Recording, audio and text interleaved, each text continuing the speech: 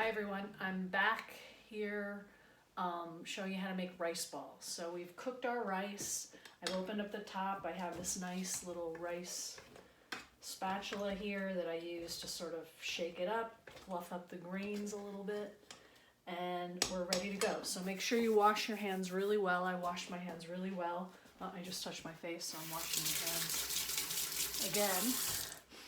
And you want to have a bowl of water with a little bit of rice vinegar in it, or any other kind of white vinegar, kind of diluted, so just a few spoonfuls of vinegar in this cold water. And then I have a bowl with some salt in it. Okay, that'll help season the rice once I start working with it. Okay, so first thing we're going to do with our very clean hands, I would first dip a little bit of salt, rub them on the palm of your hand, then a little bit of the rice vinegar water. Grab a hunk of rice. Yes, here we go. Okay, so you can see I have about this much, good handful, and I'm going to start squeezing it down just a little bit. You don't want to do it too hard. You don't want to scrunch it. You just want to kind of form it, and this is nice sticky rice. So you can see I form it into this nice triangular shape. So again, this is an onigiri rice ball, traditional rice ball as we eat it in Japan for lunch, breakfast, dinner, snack, whatever you want. So here I'll get a plate. This is about the size you want. Okay, I'll make another one. And again, a little bit of salt on your hands, a little bit of vinegar water, and then another handful of rice. Okay, here we go. And again, just a couple of squeeze, slight pressure to make it really nice. You want it to have a little bit of a flatness to it. Okay, not too pointy on the top unless you're making an animal shape perhaps. So here is a pretty nice looking rice ball. Okay, so just to show you, if you want to add some kind of filling to your rice ball, I would just take a little tiny bit like this, and you can put some tuna fish in there, some salmon, anything you want really you can put inside. I like tuna fish. Before I left Japan, I started eating tuna fish rice balls for breakfast. That's pretty hardcore. But once you have your filling in there, just put another little bump of rice on top. Oh, make sure you have your vinegar water. That keeps the rice from sticking.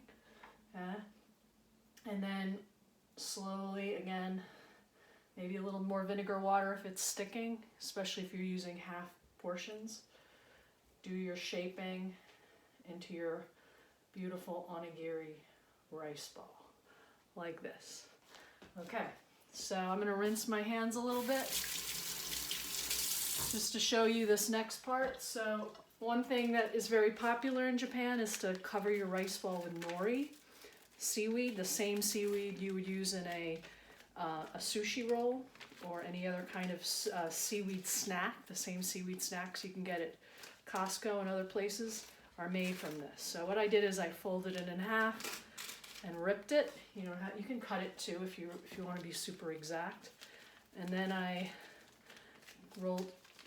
folded it in half again. I'm ripping it again. This makes it look very nice and handmade.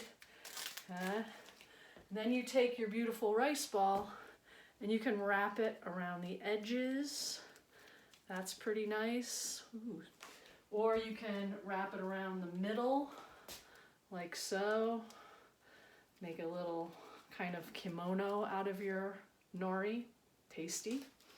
Okay. Or you can just actually make little shapes.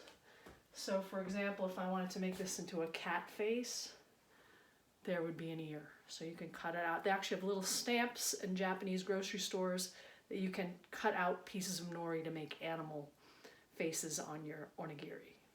It's a true thing. I'll do it when we get back from this break. I'll get some of those whole nori punchers and we'll go nuts with this. Okay, and one more thing before we go. I just want to recommend, I still have some rice on my hand. I want to recommend umeboshi. So this is a really nice, this is a really good brand. You can see in there that's shiso, which is pickled a pickled herb leaf, shiso. But an umeboshi is a salty pickled plum.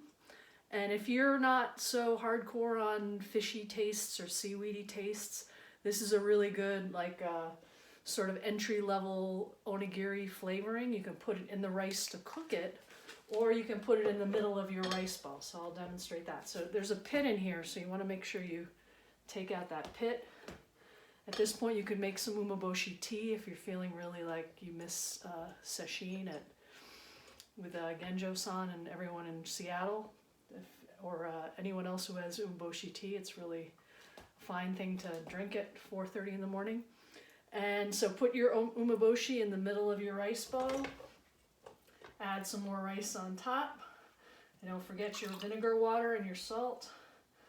And make a nice, this is my best one so far. Wow, this one's the Cadillac, or the Prius, as the case may be, of rice balls.